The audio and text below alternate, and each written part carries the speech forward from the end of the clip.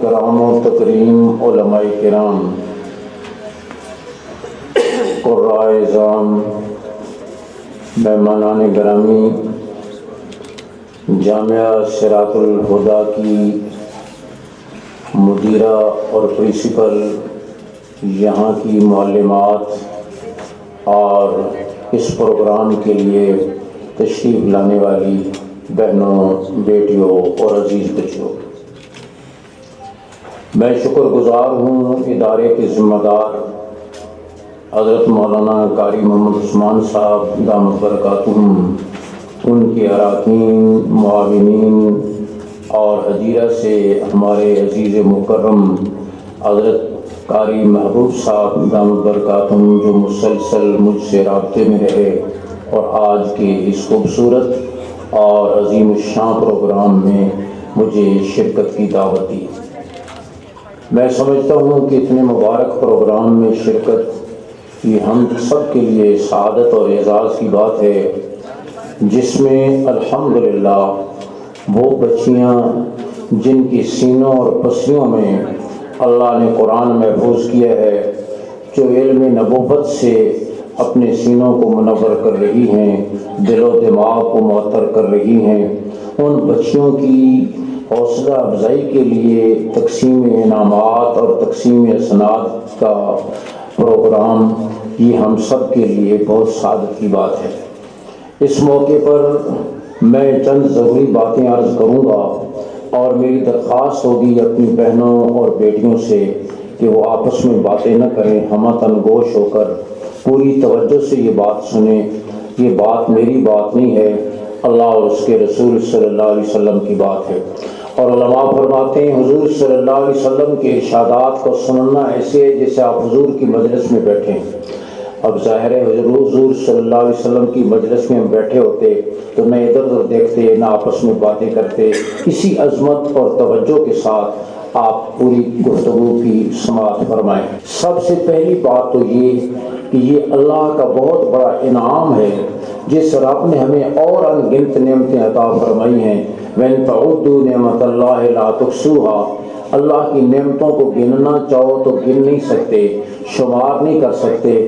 جس رب نے ہمیں زمین کا فرش، آسمان کا چھت، دن کے اجالے، رات کے سناٹے، ہواؤں کے جھونکے، موسموں کا تغیر و تبدل، پھولوں کی خوشبو، پھلوں کے ذائقے، پھر اس جسم میں جس رب نے اتنی نعمتیں دیں، آنکھ کا نور، زبان کی گویائی، کانوں کی سنوائی، دل کی دھڑکنیں، ہاتھ اور پاؤں میں پکڑنے اور چلنے کی صلاحیت، یہ ساری نعمتیں اللہ نے ہمیں دی ہیں، اور یہ ان میں سے ہر ایک نعمت ایک عظیم ترین نعمت ہے۔ اس وقت ان نعمتوں کی تفصیل بیان کرنے کا موقع نہیں ہے، یہ مادی نعمتیں ہیں جو اللہ نے ہمیں عطا فرمائی ہیں۔ ان نعمتوں سے بڑھ کر عظیم ترین نعمت جو اللہ نے ہمیں عطا فرمائی وہ ایمان کی نعمت ہے، دین اسلام کی نعمت ہے، اور قرآن نے دین اسلام کو نعمت قرار دیا۔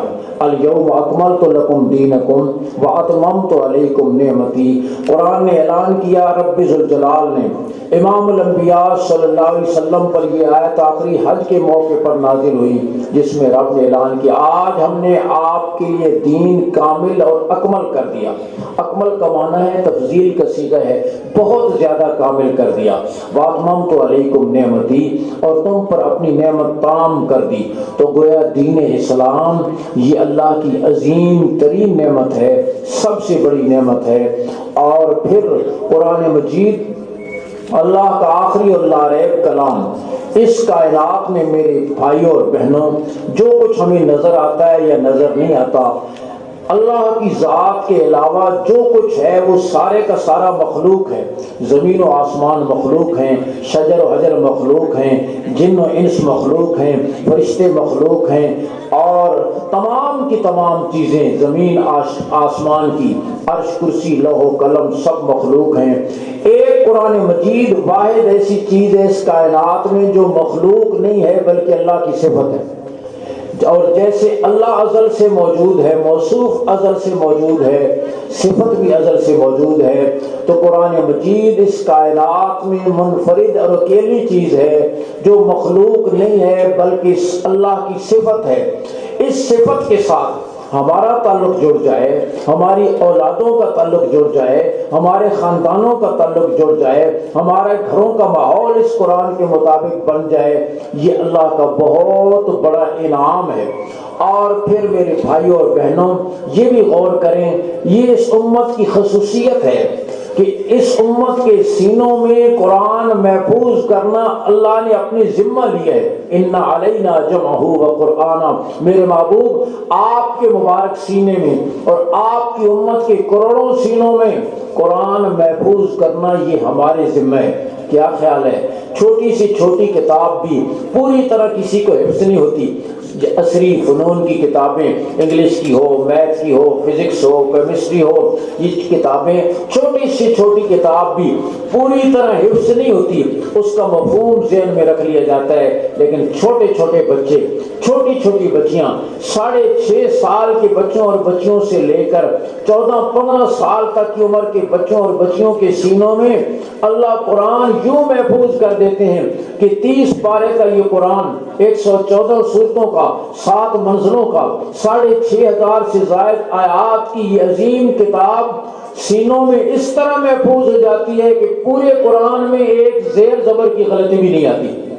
یہ قرآن مجید کا اعجاز ہے، اور اللہ کا جو وعدہ ہے اِنَّ عَلَيْنَا جَمْعَهُ وَقُرْآنًا، میرے محبوب آپ کے مبارک سینے میں اور آپ کی امت کے کروڑوں سینوں میں قرآن محفوظ کرنا یہ ہمارے ذمہ ہے۔ اور اس کا منظر آج اللہ ہمیں دکھا رہے ہیں، بچوں میں بھی اور بچیوں میں بھی۔ فیصل مسجد کے امام صاحب کچھ عرصہ پہلے میرے پاس آئے، کہنے لگے ہمارے ہاں ایک حفظ کے بچیوں کا مقابلہ ہوا فیصل مسجد میں، سعودی سفیر بھی تھے، ممتحنین بھی تھے۔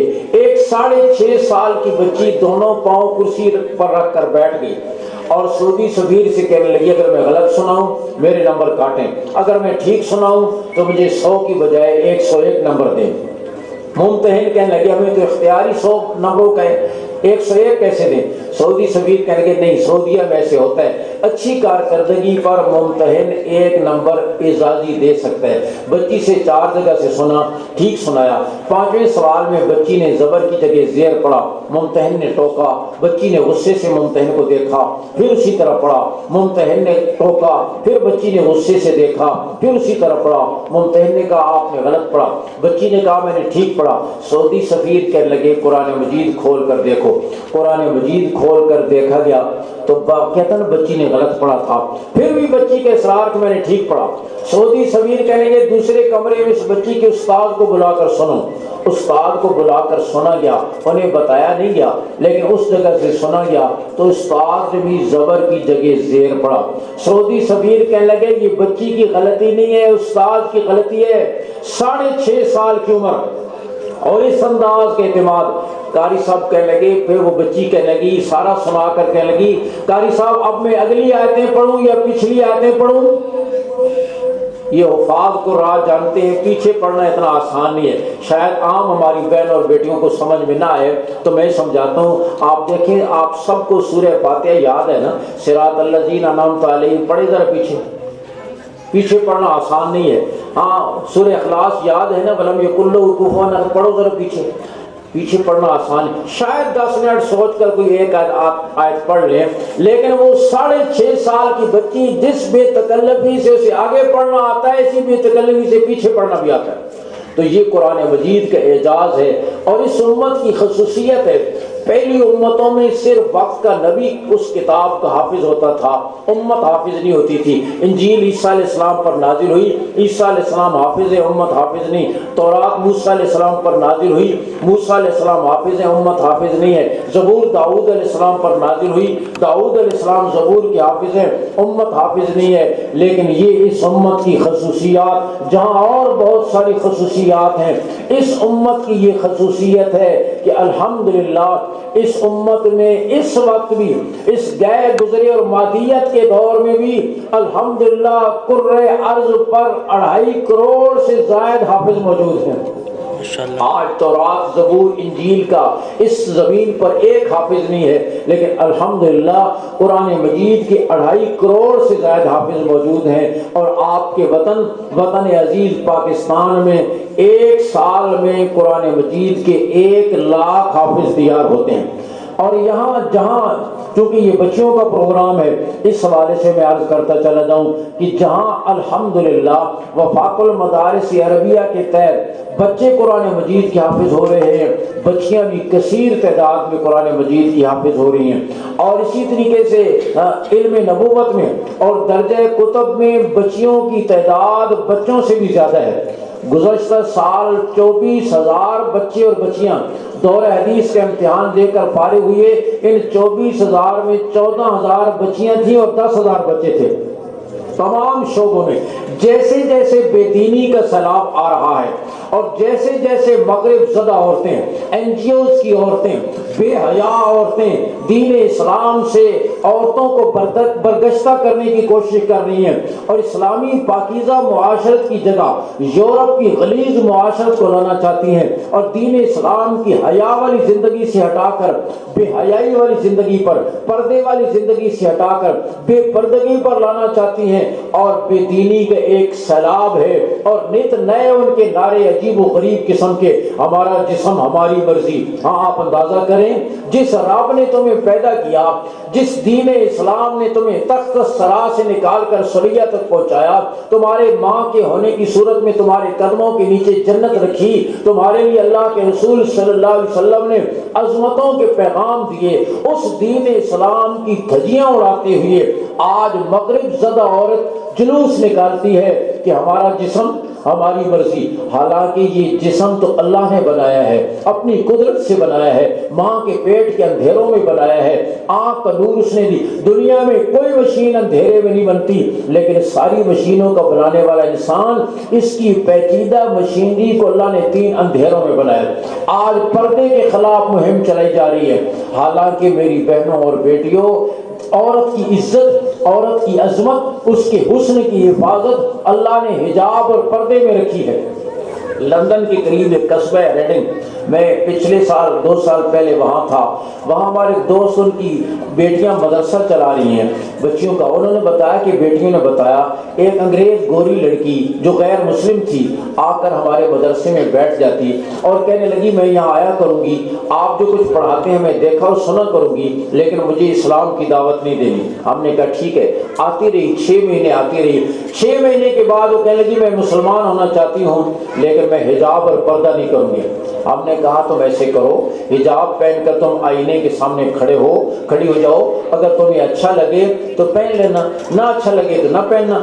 اب وہ حجاب پہن کر، ابھی کلمہ نہیں پڑھا، ابھی مسلمان نہیں ہوئی، مسلمان ہونے کی تیاری کر رہی ہے، حجاب پہن کر وہ آئینے کے سامنے کھڑی ہوئی، خوشی سے اس کی چیخیں نکل گئی، کہنے لگی آج تک میں اپنے حسن کو برباد کرتی رہی، میرے حسن کی حفاظت تو اللہ نے رکھی ہے، اس حجاب اور پردے میں رکھی ہے، دین اسلام میں رکھی ہے۔ تو دین اسلام کی ایک ایک چیز، ایک ایک حکم ایسا ہے جو عورت کی عظمت کی حفاظت کرنے والا ہے، اس کی عفت کی حفاظت کرنے والا ہے، اس کی ناموس کی حفاظت کرنے والا ہے۔ ایک ایک حکم جو دین اسلام نے دیا، آپ غور فرمائے میری بہنوں اور بیٹیوں، حضور صلی اللہ علیہ وسلم نے ارشاد فرمایا عورت تیز خوشبو لگا کر گھر سے باہر نہ نکلے تاکہ اس کی خوشبو کی مہک بھی کسی نامحرم تک نہ پہنچے۔ چھنکار والا زیور پہن کر گھر سے باہر نہ نکلے تاکہ زیور کی چھنکار کی آواز بھی کسی تک نہ پہنچے۔ اور فرمایا کسی سے نامحرم سے بات کرنی پڑے تو بتکلف سخت لہجے میں بات کرے، وَيَطْمَعَ الَّذِي فِي قَلْبِهِ مَرَضٌ، تاکہ کسی بیمار کا دل اس کی طرف مائل نہ ہو۔ آپ سوچیں، غور کریں، دین اسلام نے عورت کی عزت کی، عظمت کی، عفت کی کتنی حفاظت کی ہے۔ اور پھر حضور اقدس صلی اللہ علیہ وسلم نے اس کی پرورش پر، جسے کل زندہ درگور کر دیا جاتا تھا، رحمت دو عالم صلی اللہ علیہ وسلم تشریف لائے، جان دو عالم صلی اللہ علیہ وسلم تشریف لائے۔ طبرانی کی روایت ہے، آپ صلی اللہ علیہ وسلم نے فرمایا جب کسی گھر میں بیٹی کی پیدائش ہوتی ہے، اس گھر میں فرشتے آتے ہیں، اس کو اپنے پروں میں لیتے ہیں اور کہتے ہیں یہ کمزور بدن ہے، جو اس کی پرورش کرے گا قیامت تک کے لیے اللہ کی مدد ساتھ ہو جائے گی۔ یہ بشارت بیٹے کی پرورش پر نہیں۔ آپ صلی اللہ علیہ وسلم نے فرمایا جو 3 بیٹیوں کی پرورش کرے، 2 کی کرے، تربیت کرے، دین سکھائے، بلوغت کو پہنچے، نکاح کر کے رخصت کر دے، تو فرمایا وہ باپ اور میں جنت میں یوں اکٹھے ہوں گے جیسے شہادت کی انگلی اور درمیان کی انگلی۔ آپ نے دونوں کو ملا کر اشارہ فرمایا، جیسے شہادت کی انگلی اور درمیان کی انگلی ملی ہوئی ہیں، وہ باپ میرے جنت میں اتنا قریب ہوگا۔ یہ بشارت بیٹے کی پرورش پر نہیں، یہ بشارت بیٹی کی پرورش پر ہے۔ حضور اقدس صلی اللہ علیہ وسلم کی تشریف آوری پر عورت کو یہ عروج ملا، عزت ملی۔ آپ صلی اللہ علیہ وسلم نے فرمایا جو عورت گھر میں اللہ کے فرائض کی پابندی کرے، نماز فرض ادا کرے، رمضان کے فرض روزے رکھے، صاحب نصاب ہو تو زکوٰۃ ادا کرے، حج فرض ہو جائے ادا کرے، شوہر کے حقوق ادا کرے، بچوں کی پرورش کرے، آپ نے فرمایا جنت کے 8 دروازوں میں سے جس سے چاہے جنت میں داخل ہو جائے۔ یہ فضیلت آپ صلی اللہ علیہ وسلم نے حضرت صدیق اکبر رضی اللہ عنہ فرمائی، ابو بکر کل کچھ خوش قسمت ایسے ہوں گے جنہیں جنت کے 8 دروازوں سے بلایا جائے گا۔ ابو بکر میں تمہیں خوشخبری دیتا ہوں تم بھی ان میں سے ہو جنہیں جنت کے 8 دروازوں سے بلاوے کی آواز آئے گی۔ یہی فضیلت آپ نے اس خاتون خانہ کے لیے ذکر فرمائی جو گھر میں رہ کر فرائض کی پابندی کرے اور اپنے شوہر کے حقوق ادا کرے، بچوں کی پرورش کرے۔ تو میں عرض کر رہا ہوں کہ آج وہ پاکیزہ زندگی، آج اس پاکیزہ زندگی کو چھڑانے کی کوشش کی جا رہی ہے اور بے حیائی والی زندگی کو لایا جا رہا ہے۔ حالانکہ میری بہنوں اور بیٹیوں، لفظ عورت عربی کا لفظ ہے، اس کا معنی ہے چھپائی جانے والی چیز، اس کا معنی ہے چھپائی جانے والی چیز۔ اور حضور اقدس صلی اللہ علیہ وسلم نے ایسی تربیت فرمائی۔ آپ کی 4 بیٹیوں میں سے سب سے چھوٹی اور لاڈلی بیٹی سیدہ فاطمہ رضی اللہ تعالیٰ عنہ حضرت علی رضی اللہ عنہ فرمانے لگیں میرا انتقال ہو جائے تو جنازہ رات کو لے کر چلنا۔ حضرت علی فرمانے لگے دن کو کیوں نہ لے کر چلیں، زیادہ لوگ شریک ہو جائیں گے۔ فرمانے لگی اس لیے کہ نکاح سے پہلے میرے چہرے پر صرف محمد مصطفیٰ کی نظر پڑی ہے اور نکاح کے بعد صرف علی مرتضیٰ کی نظر پڑی ہے۔ میں چاہتی ہوں میرے مرنے کے بعد میری میت پر بھی کسی کی نگاہ نہ پڑے، اس کو یہ اندازہ نہ ہو کہ قد لمبا تھا یا چھوٹا، بدن دبلا تھا یا موٹا۔ آپ اندازہ فرمائیں کہ آقا صلی اللہ علیہ وسلم نے عورت کو حیا کے کس مقام پر پہنچایا۔ تاریخ اسلام میں کتنی عورتیں ایسی گزری ہیں جن کے بالوں کو سورج کی کرنوں کے علاوہ کسی نے نہیں دیکھا۔ آج میری بہن اور بیٹی کے بال بیوٹی پارلر پر رولتے پھر رہے ہیں اور ماچس کی ڈبیا سے لے کر سائن بورڈ تک اس کے ایک عضو کو نیلام کر دی ہے۔ کپڑوں کی تصویر ہو اس پر عورت کی تصویر، سوسائٹی کی تصویر ہو اس پر عورت کی تصویر، کسی کمپنی کی تصویر ہو اس پر عورت کی تصویر، عورت کو شمع محفل بنا دیا گیا ہے۔ یہ خاتون خانہ تھی، یہ گھر کی زینت تھی، یہ گھر کی ملکہ تھی اور دین اسلام نے اس کو گھر کی ملکہ بنایا ہے۔ لندن میں ایک عالم تقریر کر کے فارغ ہوئے، ایک گورا نوجوان اٹھا، کہنے لگا حضرت کیا بات ہے، اسلام میں عورت کی ملازمت کو پسندیدہ نظر سے نہیں دیکھا جاتا، مجبوری کی صورت میں پردے کے ساتھ جائز ہے لیکن پسندیدہ نہیں ہے۔ انہوں نے فرمایا کیوں نہیں عورت کو ملازمت کرنے دیتے؟ وہ عالم کہنے لگے تمہاری ملکہ الزبتھ کیوں نہیں ملازمت کرتی؟ وہ کہنے لگا وہ تو ملکہ ہے، وہ کیوں ملازمت کرے؟ انہوں نے کہا وہ ایک ملکہ ہے، اسلام میں ہر گھر کی خاتون ملکہ ہے، اسلام میں ہر گھر کی خاتون ملکہ ہے۔ ہاں دین اسلام نے باپ کو حکم دیا بیٹی کے ساتھ شفقت کر، بہن کو حکم، بھائی کو حکم دیا بہن کے ساتھ رحمت والا معاملہ کر، بیٹے کو حکم دیا تیری تو جنت ماں کے قدموں کے نیچے، شوہر کو حکم دیا گھر والوں کے اپنی بیوی کے حقوق ادا کر۔ ان چاروں کو اس کی خدمت پر لگا دیا اور اسے حکم دیا کہ تم گھر کی 4 دیواری میں رہ کر ان کی عزت و ناموس کی حفاظت کرو، ان کے حقوق ادا کرو۔ تو میں عرض کر رہا ہوں دین اسلام نے عورت کو گھر کی ملکہ بنایا ہے۔ انہوں نے گھر سے نکال کر اس کو پیٹرول پمپ پہ کھڑا کر دیا، اس کو دکان پہ کھڑا کر لیا، سیلز گرل بنا دیا، جہاز میں نامحرموں کی توجہ کا مرکز بنا دیا، نامحرموں کی خدمت پر لگا دیا۔ آپ سوچیں نا، غور کریں، عزت تو دین اسلام نے عورت کو دی ہے، مغرب نے اس کو ذلیل کیا ہے۔ گھر کی ذمہ داریاں بھی اس پر ڈال دیں، باہر کی ذمہ داریاں بھی اس پر ڈال دیں۔ اسلام نے مرد کو کہا باہر کی ذمہ داریاں تم پوری کرو، اور عورت کو حکم دیا گھر کی ذمہ داریاں تم پوری کرو۔ جو عورت کی بنیادی ذمہ داری تھی، بچوں کی پیدائش، ان کی پرورش، گھر کا نظام، یہ عورت کی بنیادی ذمہ داریاں تھی، یہ ذمہ داریاں بھی مغرب میں اسی پر پڑی ہوئی ہیں، اور گھر سے باہر کی ذمہ داریاں کمانے کی وہ بھی اسی پر پڑی، گویا دو ہی ذمہ داریاں ڈال دی۔ تو میں نے عرض کیا کہ دین اسلام دین فطرت ہے میری بہنوں، پیدائش سے لے کر موت تک اپنے ماننے والوں کی رہنمائی کرتا ہے، اسی میں سکون بھی ہے، اسی میں عزت بھی ہے، اسی میں عروج بھی ہے۔ تو آج وہ مغرب زدہ عورتیں اس دین اسلام سے، اس پاکیزہ معاشرت سے جو حضور صلی اللہ علیہ وسلم لے کر تشریف لائے، اس سے ہٹا کر ہمیں اس غلیظ معاشرت کی طرف دھکیلنا چاہتے ہیں جس میں بظاہر بڑی چمک دمک ہے، بڑی چمک دمک ہے، لیکن وہ معاشرہ میں نے بڑے قریب سے اس کو دیکھا ہے، شاید اتنا قریب کسی سے نہیں دیکھو۔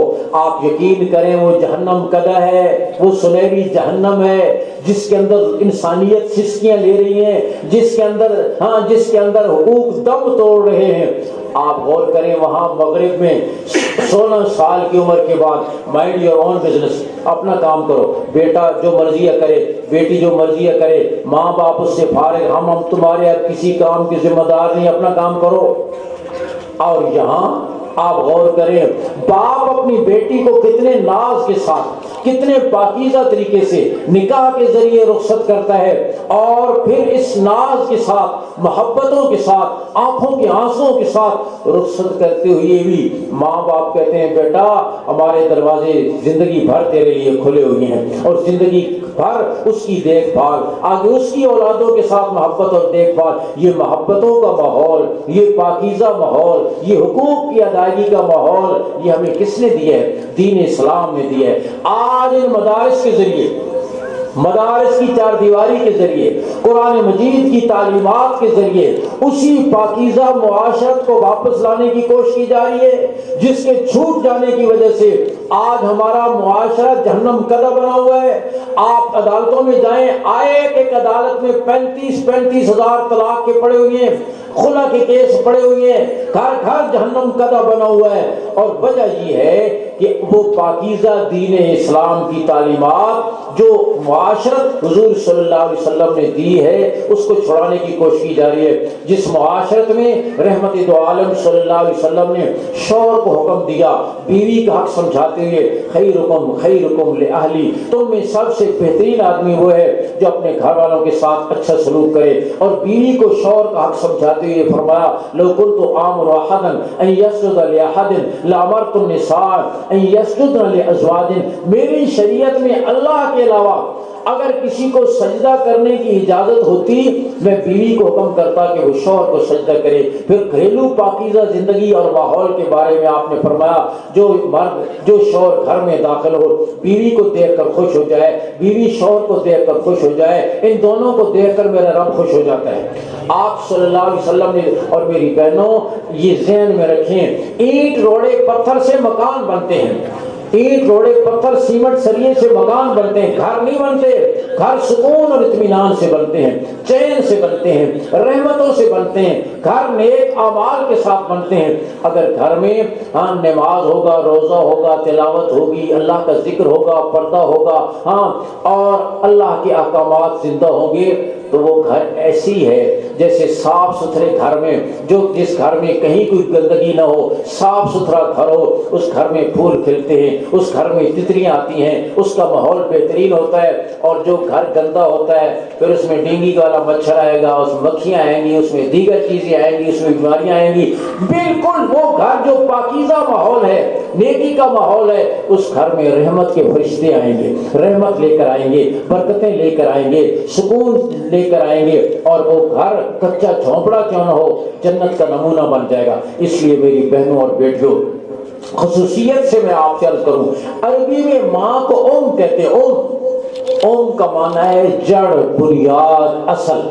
سورہ فاتحہ کو اسی لیے ام القرآن کہتے ہیں کہ سورہ فاتحہ پورے قرآن مجید کی اصل ہے، یعنی پورے قرآن مجید کا خلاصہ اور سینٹرل آئیڈیا ہے، بلکہ علماء فرماتے ہیں جو کچھ پہلی آسمانی کتابوں میں تھا وہ سارے کا سارا قرآن میں آ گیا، جو قرآن میں ہے وہ سارے کا سارا سورہ فاتحہ میں آ گیا۔ گویا سورہ فاتحہ پورے قرآن مجید کا خلاصہ اور سینٹرل آئیڈیا ہے، اسی لیے سورہ فاتحہ کا ایک نام ام القرآن ہے۔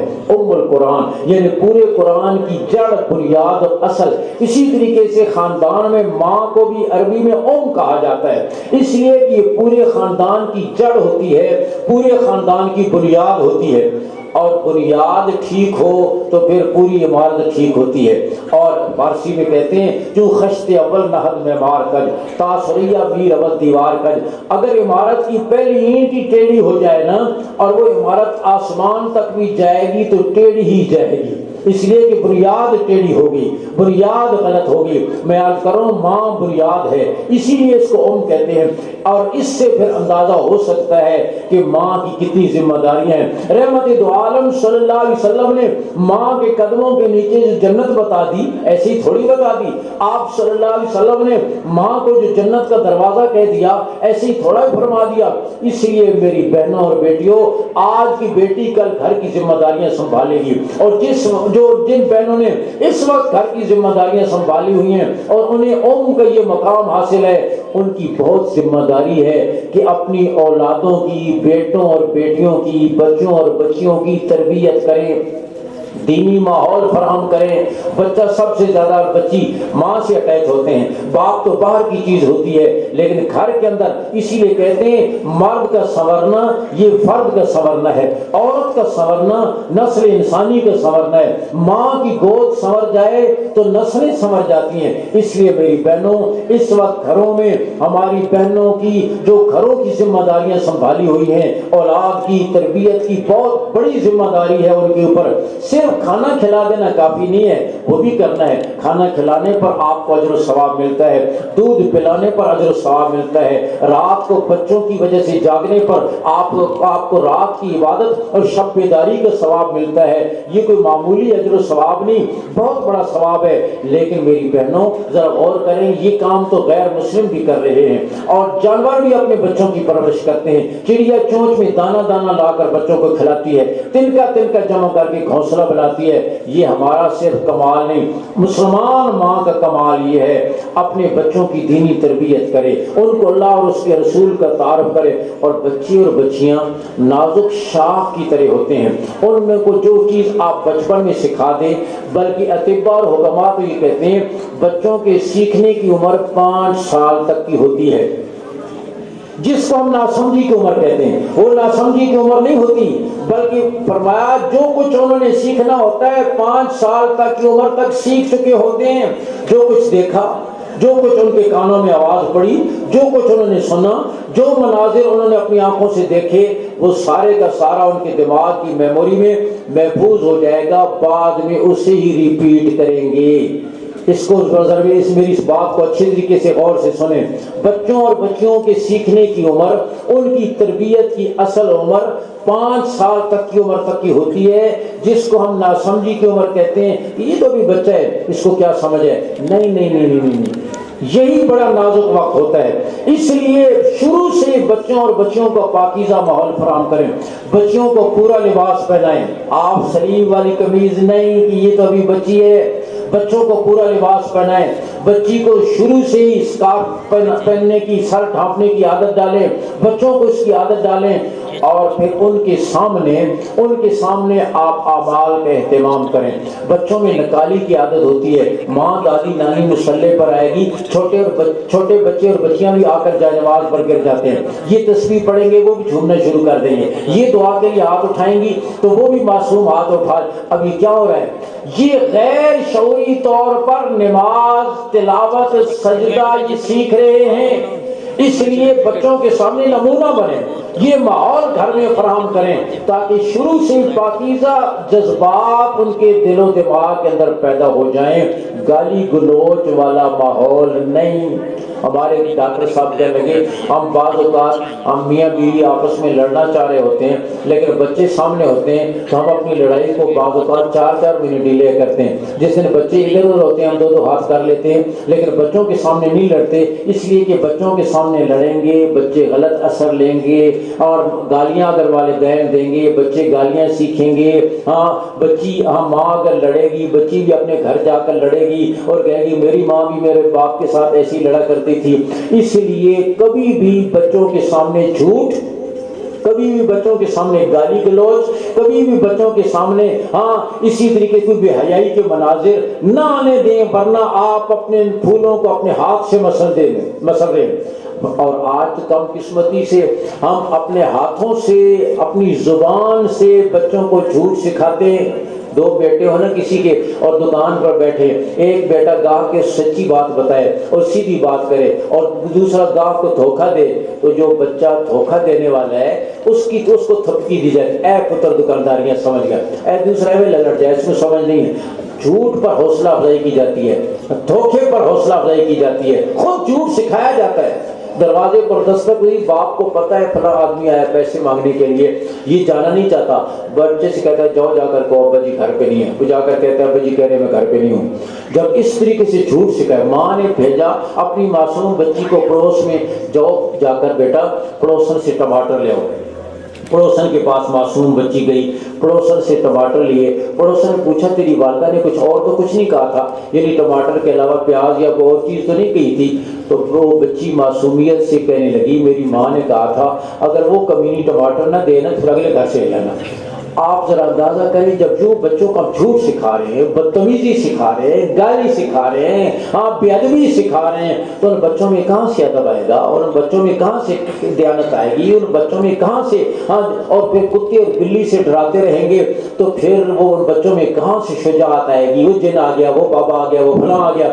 نہیں، بچوں کو سب سے پہلے قرآن مجید میں مستقل طور پر حضرت لقمان، سورہ لقمان ہے، لقمان علیہ السلام کی نصیحتیں اور وصیتیں ہیں اپنی اولاد کے لیے، جنہیں اللہ تعالیٰ نے حکمت عطا کی تھی۔ اب کیسے وہ اپنی اولاد، سب سے پہلی بات جو ان کی تعلیمات میں ہے، اپنے بچوں اور بچیوں کے دل و دماغ میں اللہ کی عظمت پیدا کرے، اس کی توحید کا عقیدہ پیدا کرے۔ حضرت لقمان علیہ السلام والے بچے سے کیا فرمایا، یا بنی لا تشرک باللہ ان الشرک لظلم عظیم، گویا شرک سے بیزاری سکھا کر اللہ کی عظمتیں سکھائیں۔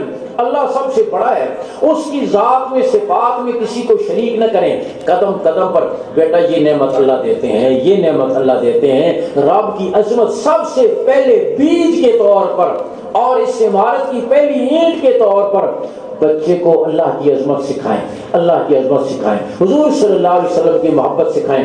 صلی اللہ علیہ وسلم کا ارشاد بھی ہے شروع سے ہی بچوں کو اللہ اور اس کے رسول کی محبت سکھاؤ، صحابہ اور اہل بیت کی محبت سکھاؤ، دین کی محبت سکھاؤ، یہ کرنے والے کام ہیں۔ آج تو ہمارے پیش نظر اتنا ہی رہ گیا ہے۔ ایک ماں اپنے بچے کو نہلاتی ہے، کپڑے پہناتی ہے، نکر پہناتی ہے، شرٹ پہناتی ہے، ٹائی لگاتی ہے، سرما لگاتی ہے، کنگھی کرتی ہے، پھر پڑوسن کو آواز دیتی ہے سکینہ تک نہ میرے پتر کے انگریز لگنا پیا۔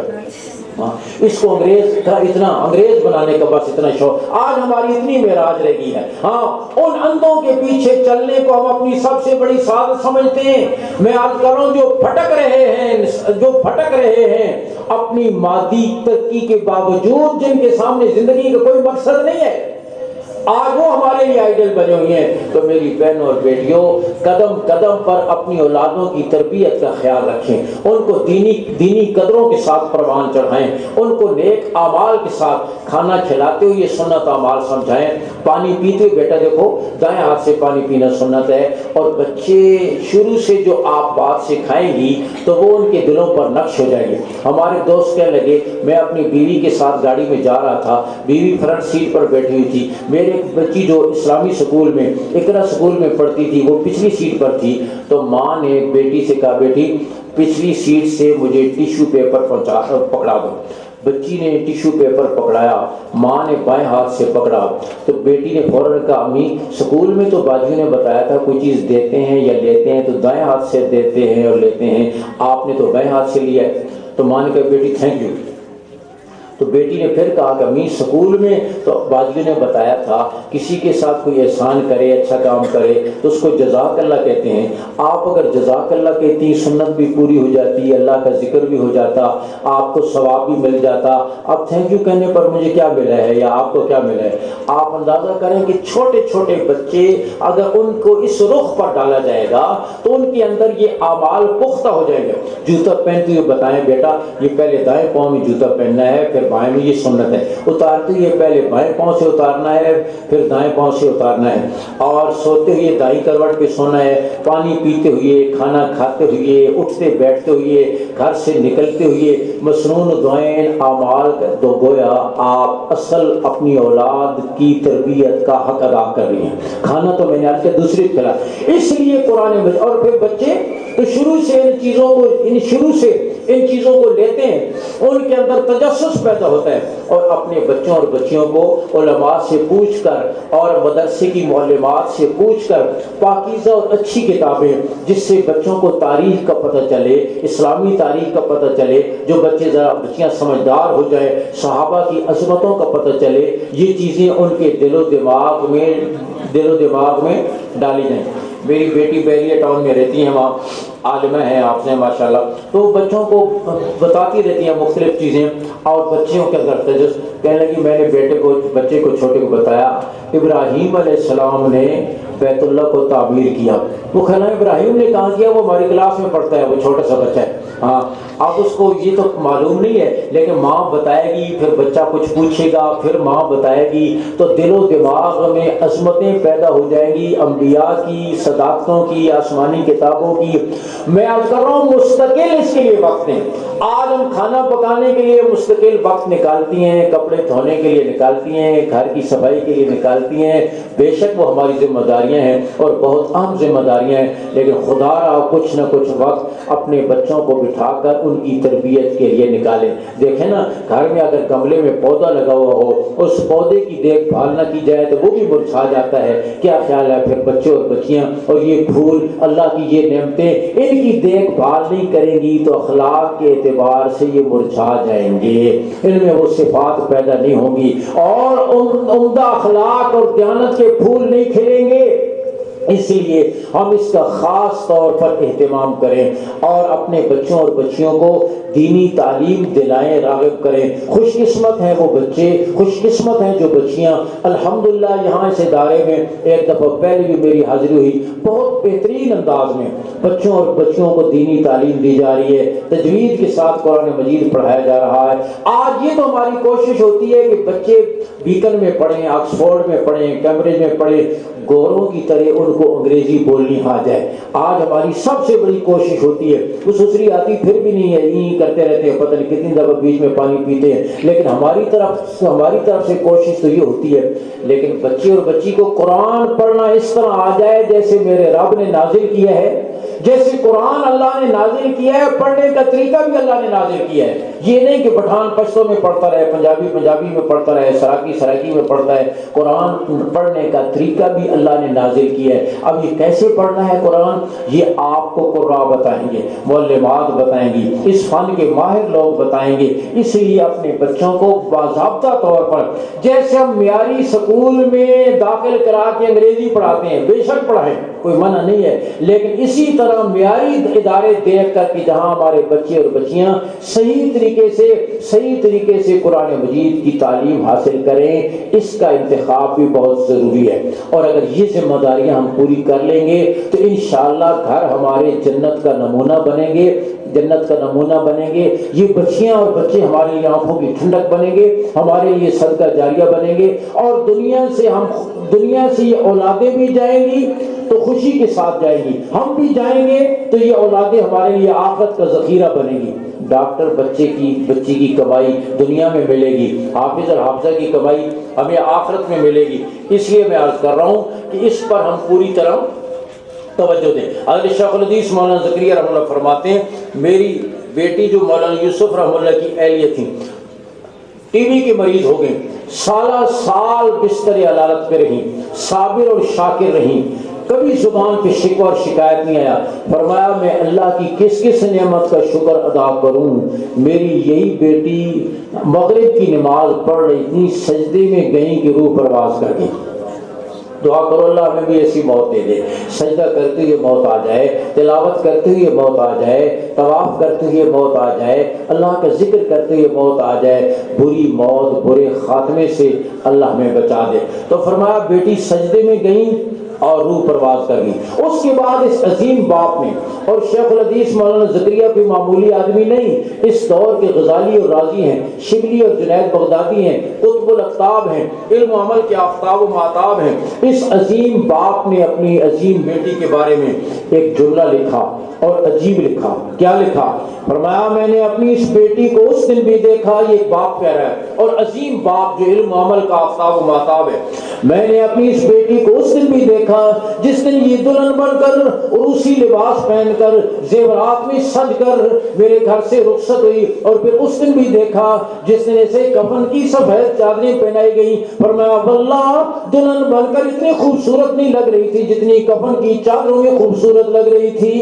میرے بھائیوں اور بہنوں غور کرو نا, مرنے کے بعد جب ماتھے کا جھومر اتر گیا, کانوں کی بالیاں اتر گئیں, گلے کا ہار اتر گیا, ہاتھوں کے کنگن اتر گئے, انگلی کی انگوٹھی اتر گئی, پاؤں کا پازیب اتر گیا, زر پر لباس اتر گیا, اور بدن پہ کفن کی چادریں آ گئیں. پھر حسن کس چیز کا تھا؟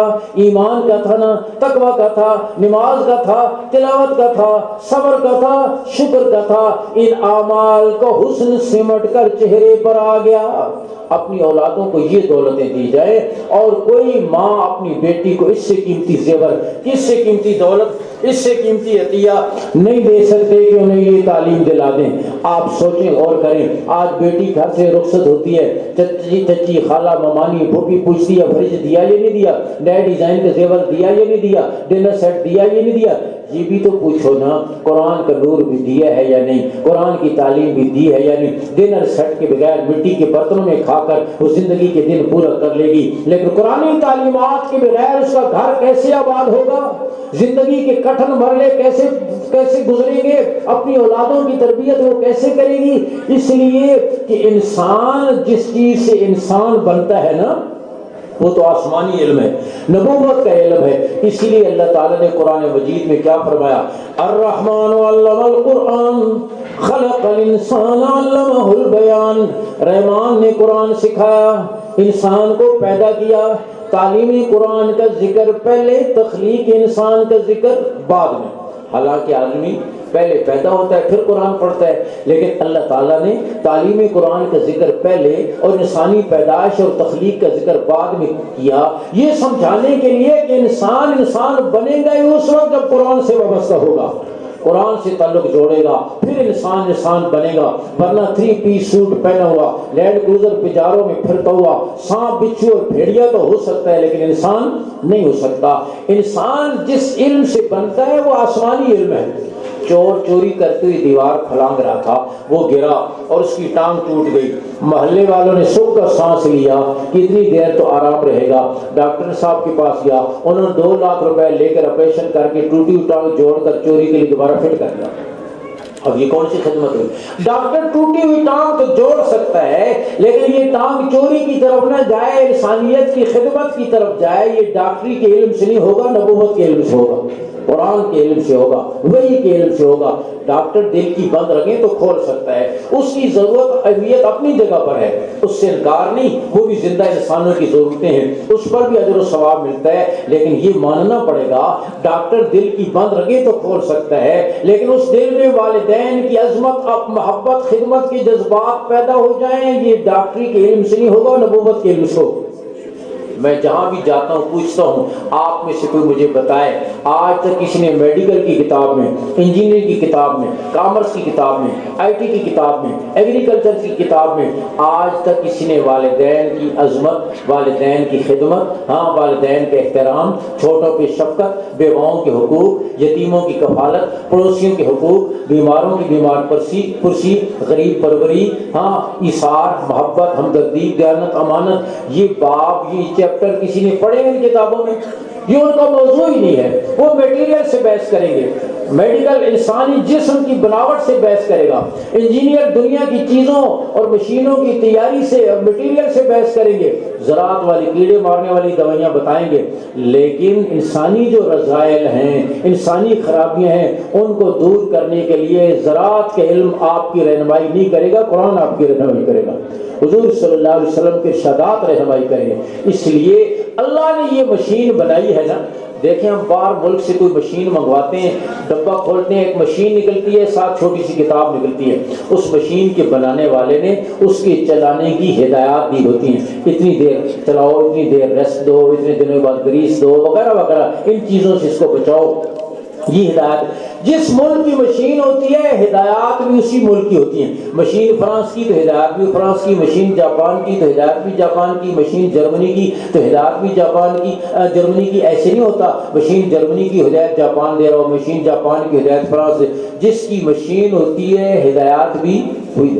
میری اور آپ کی یہ مشین اللہ نے بنائی ہے، اللہ نے بنائی ہے، اس کے چلانے کی ہدایات بھی اسی نے دی ہیں، اور تیرے میرے نبی نے چلا کر بتایا ہے، اسی کا نام دین اسلام ہے۔ دین اسلام کوئی نئی چیز نہیں ہے، اس مشین کے بنانے والے نے اس کے چلانے کی کیا ہدایات دی ہیں، آنکھ کہاں دیکھے کہاں نہ دیکھے، زبان کیا بولے کیا نہ بولے، کان کیا سنے کیا نہ سنے، مال کہاں سے کمائیں کہاں سے نہ کمائیں، کہاں خرچ کریں کہاں خرچ نہ کریں، کس سے تعلق رکھیں کس سے تعلق نہ رکھیں، اس کے چلانے والے نے جو ہدایات دی ہیں اسی کا نام دین اسلام ہے۔ دنیا میں تو ہم یہ سمجھتے ہیں نا جی یہ ڈیزل گاڑی تھی، ہاں اس سے پیٹرول بعد اس گاڑی پھر انجن گیا، یہ پیٹرول گاڑی ہے اس میں ڈیزل ڈالیں گے تو انجن گیا۔ وہاں تو سمجھتے ہیں بنانے والے نے اس کو ڈیزل کے لیے بنایا ہے، پیٹرول ڈالیں گے تو گاڑی برباد ہو جائے گی۔ یہاں سمجھ نہیں آتی کہ بنانے والے نے یہ پیٹ کی ٹینکی حلال کے لیے بنائی ہے، اس میں سود کا مال، رشوت کا مال، حرام کا مال جائے گا، یہ ٹینکی ایسے خراب ہوگی جہنم میں جائے بغیر ٹھیک ہی نہیں ہوگی۔ تو دین اسلام کی تعلیمات کو ہم نے اپنانا ہے۔ اور پھر میری بہنوں اور بیٹیوں، دین کے اس پھیلانے کے مراکز یہ مدارس ہیں۔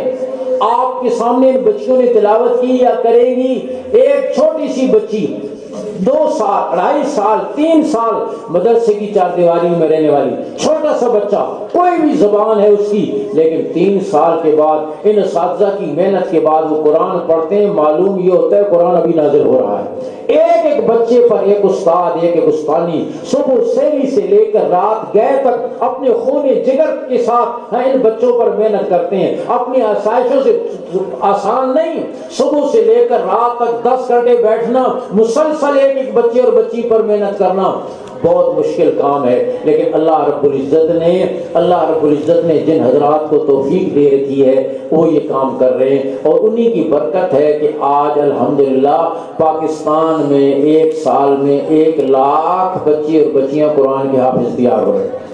آپ کا یہ ادارہ جامع صراط الہدیٰ الحمدللہ جیسا میں عرض کر چکا ہوں بہت بہترین انداز میں بچوں کی دینی تعلیم کے حوالے سے بہت بہترین انداز میں معیار کے ساتھ یہ کام کر رہا ہے۔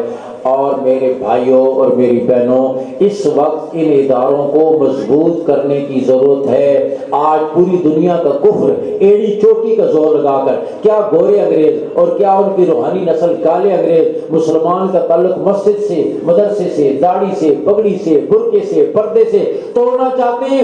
میری بہنوں آپ نیت کرو ہم اس تعلق کو اور مضبوط کریں گے انشاءاللہ۔ یہ مدارس دین اسلام کے قلعے ہیں، ہاں، اور قلعہ مضبوط ہو تو پھر دشمن سے حفاظت رہتی ہے۔ یہ دین اسلام کے قلعے ہیں، عالم حافظ کاری، عالمہ حافظہ کاریہ یہیں پر تیار ہوتے ہیں۔ مدرسے کی قوت پورے دین کی قوت ہے، اور مدرسے کی کمزوری پورے دین کی کمزوری ہے۔ یہ بچیاں جو یہاں سے پڑھ کر جائیں گی، پتہ نہیں کتنے ہی گھروں میں، کتنے ہی محلوں میں، کتنے ہی شہروں میں یہ قرآن کے نور کو پھیلائیں گی، سنت کی خوشبوؤں کو پھیلائیں گی، حیا والی زندگی کو عام کریں گی، اور مغرب کی غلیظ زندگی اور اس کے سیلاب کا راستہ روکیں گی۔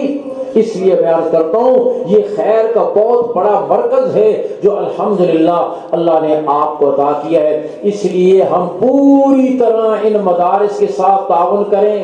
بڑا مشکل ہے اس وقت ان حالات میں جو مدارس والے اہل مدارس ان مدارس کو چلا رہے ہیں بڑی مشکل سے۔ اس لیے میری بہنوں آپ نیت کرو جہاں ہمارے بجٹ میں بچوں کے لیے، بچوں کی عید کے لیے، شادی کی تقریبات کے لیے، خوشی کے لیے، غم کے لیے، سردی کے لیے، گرمی کے لیے ہم بچوں کا سارا سوچتے ہیں، تو جو بچیاں مدرسے میں پڑھ رہی ہیں، جو پڑھا رہی ہیں، ان کا بھی ہم سوچیں۔ یہ دین پڑھنے کے لیے جو گھر سے نکلتے ہیں یہ اللہ اور اس کے رسول کے مہمان ہیں، ان کے ساتھ ہم تعاون کریں گے تو اللہ کو کتنا محبوب ہوگا۔ علامہ طبری رحمہ اللہ ایک بہت بڑے محدث اور مورخ گزرے ہیں، وہ کہنے لگے کسی جگہ ہم پڑھتے تھے، خرچ ختم ہو گیا، ہم نے بستر باندھے، اپنے علاقے میں جائیں، اخراجات کا انتظام کریں، پھر واپس آئیں گے۔ کہنے لگے جا رہے تھے، ایک یہودی دکاندار نے ہمیں روک لیا، تم نہ جاؤ، تمہارا خرچہ ہمارے ذمہ ہے۔ کہنے لگے ہم خاموش ہو گئے، پڑھیں قرآن اور خرچہ یہودی سے لیں۔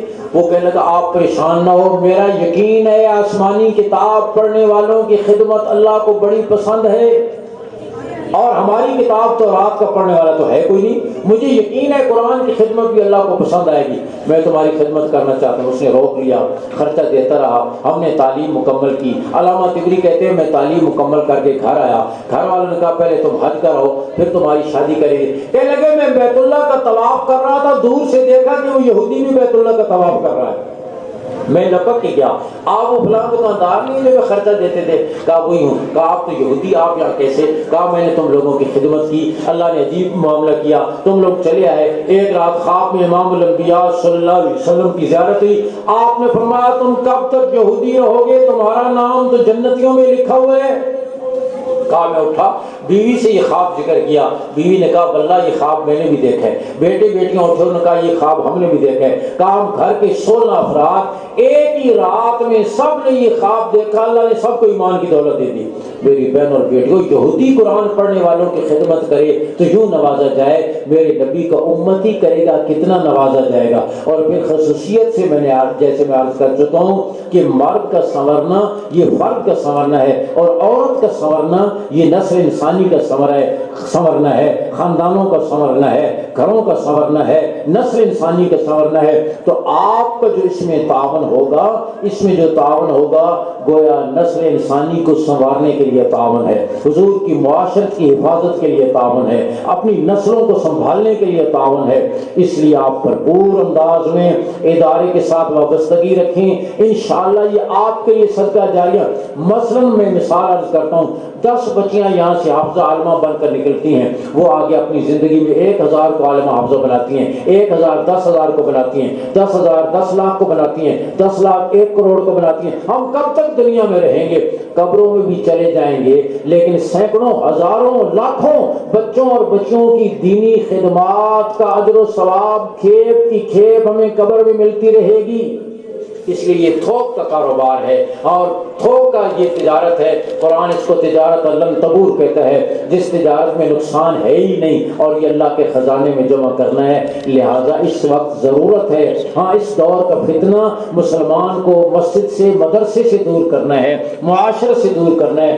آپ یہ عہد کریں، ہم انشاءاللہ اس تعلق کو اور مضبوط کریں گی، اس ادارے کو اور مضبوط کریں گی، ہر اعتبار سے ان کے ساتھ تعاون بھی کریں گی، اور اپنے بچوں اور بچیوں کی تربیت کی ذمہ داریاں جیسے میں عرض کر چکا ہوں پوری کر کے اپنے گھروں کو انشاءاللہ ہم جنت کا نمونہ بنائیں گے۔ حضور صلی اللہ علیہ وسلم کی سچی غلامی، آپ کی ایک ایک ادا پر مر مٹنا، آپ کی لائی ہوئی معاشرت پر مر مٹنا، اور تھوک دیں یورپ کی غلیظ معاشرت جن میں انسانیت نام کی کوئی چیز نہیں ہے، اور وہ ہمارے لیے آئیڈیل نہیں ہے۔ ہمارے لیے آئیڈیل عائشہ ہیں، حفصہ ہیں، زینب ہیں، فاطمہ ہیں، رقیہ ہیں، خولہ ہیں، سمیہ ہے، ہمارے لیے ازواج مطہرات، بنات طاہرات، صحابیات ہمارے لیے یہ آئیڈیل ہیں۔ مغرب کی غلیظ عورتیں ہمارے لیے آئیڈیل نہیں ہیں۔ انہی کو مقتدا بنا کر، انہی کو اپنے لیے آئیڈیل بنا کر اللہ ہمیں زندگی گزارنے کی توفیق دے۔ وآخر دعوانا ان الحمد للہ رب العالمین۔